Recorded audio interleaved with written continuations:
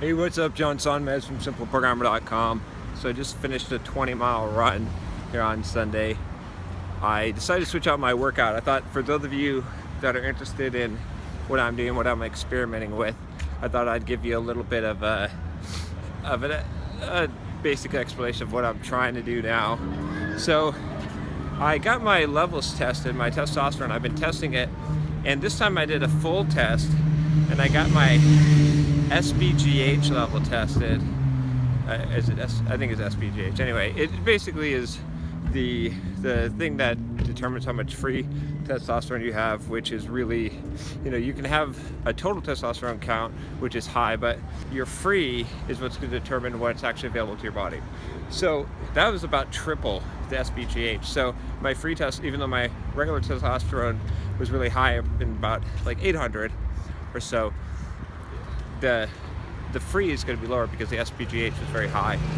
So reluctantly, those of you that have heard me say I don't believe in overtraining, I may have to concede that maybe training 7 days a week, 2 hours a day might produce some overtraining. So I did some research on how to raise your lower your SBGH levels, and there was definitely some connection to overtraining, and there were some other supplements and things as well.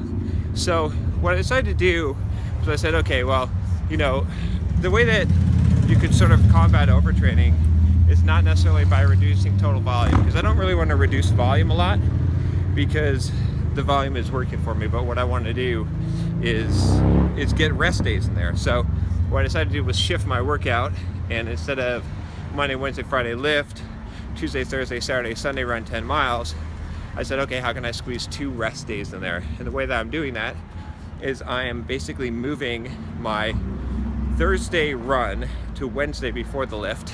So it's gonna be a really long workout day. And I'm gonna actually do some interval training instead of a 10-mile run. So it'll shorten it down a little bit. Plus I'll get the benefit of doing some HIIT training, which I've been doing a little bit of, actually just experimenting with. And I've been seeing some pretty good results just as I've been in intervals in my regular runs, running like I ran, I think, under a 5-minute mile on the treadmill on my last mile on a 10-mile run, when I was playing around with speeding up a bunch at the end or doing some intervals. But I decided to do that, and then also to take Saturday completely off and essentially move the Saturday run to the Sunday, so that it's essentially going to be about a 20-mile run. And that's what I just finished today, which is pretty hard to do, but that's the plan. I also am doing this because I'm training for a marathon. I'm going to be running a marathon, the San Diego Marathon, in June, and so I really need to start hitting some 20-mile runs.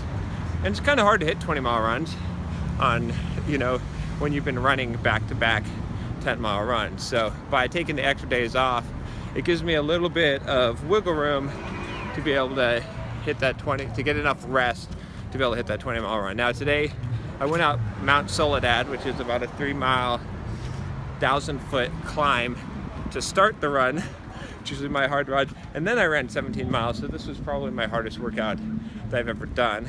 But yeah, that's the big change. The other change I'm doing, which I'll probably talk about more, is I'm essentially lowering calories on Monday through Thursday, still eating the same with the keto on the run days and the carbs on the lift days.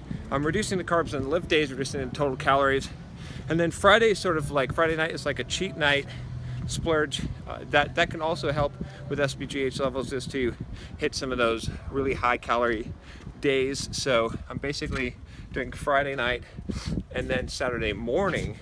And the other advantage to doing Friday and Saturday morning is it helps with the compliance for the diet. Since I'm working on this for my program, is that if you can go out and eat a nice breakfast and it's a total rest day, it kind of helps push you through. It helps you be more strict during the week, which is what really counts. So trying this out, we'll see how it works. If you like this video, click the subscribe button below.